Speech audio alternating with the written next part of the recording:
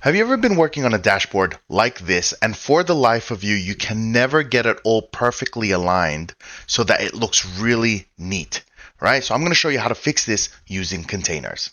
So the whole idea of a container, if you don't know, is that we can essentially create a container, right, that we can put visualizations inside.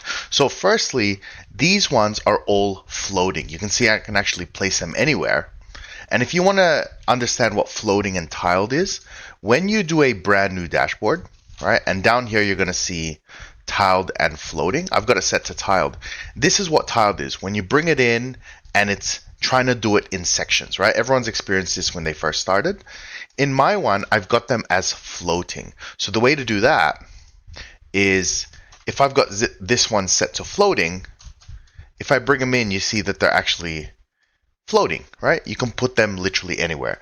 I actually advise people to do it this way when you're first starting off, until you get used to using the floating with containers, okay? So what I'm going to do is I'm going to create a container up here, one for here, so that these two are together, and that's pretty much it. And then maybe just one for the filters as well.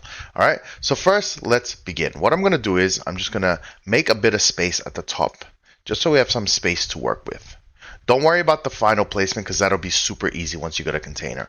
Here on the bottom left, you're going to see objects. The one we're interested in is horizontal container. So I'm going to bring that in and make sure you're set to floating, because if you are floating, you can put your container anywhere. But if you're untiled, your container is going to try and take up the whole thing, okay? Oh, so let's just undo that. So let's bring in the horizontal container, like so. Now what I want to do is drop each of these in here. And this is where it gets a little bit tricky. Watch what happens if I try and drop it in, right? So I'm going to activate it, click on this little handle on the top, and when I hover over it, nothing happens. It's just floating. Because what we actually have to do is drop it inside, right? So if you hold Shift on your keyboard, watch what happens as you hover. Okay, see that? And when you drop it in, it is now inside that container. I'm going to do it for the next one, total profit. Grab the handle, and again, if I hover, nothing happens. Hold Shift, right? And that little shading tells me where it's going to be placed. We want to place it on the right side. And immediately you can see everything's a little bit more organized. Let's do it for the next one. Holding Shift, drop it in. Hold Shift, drop it in, like so. Now, I want to select the container itself. The way you can do it is either you double click this gray one and it'll highlight the next one in the hierarchy, or you can simply click on this triangle and go select container. And when we do that, you're going to see the container. We now want to place this just like we would any other object where we want it, like so. And watch what happens. Look how perfect that is. The other thing I want to do is here in the triangle, you're going to see this button called distribute contents evenly. That just ensures that you don't have one that's a little bit shorter like this and one's a little bit longer. Okay, and you also don't have to spend time trying to make them all the same width. Simply by clicking here, distribute contents evenly, you're done.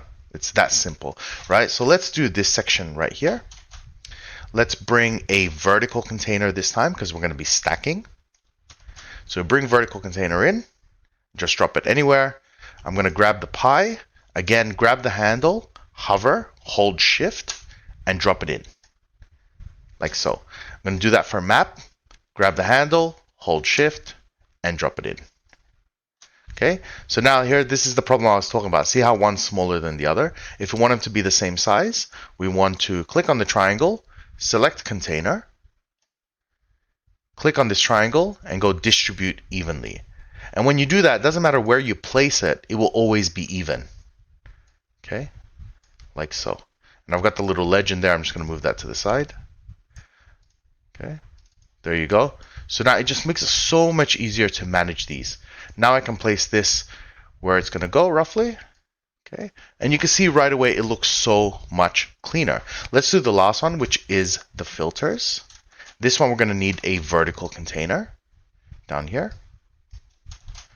So I'm going to drop that in.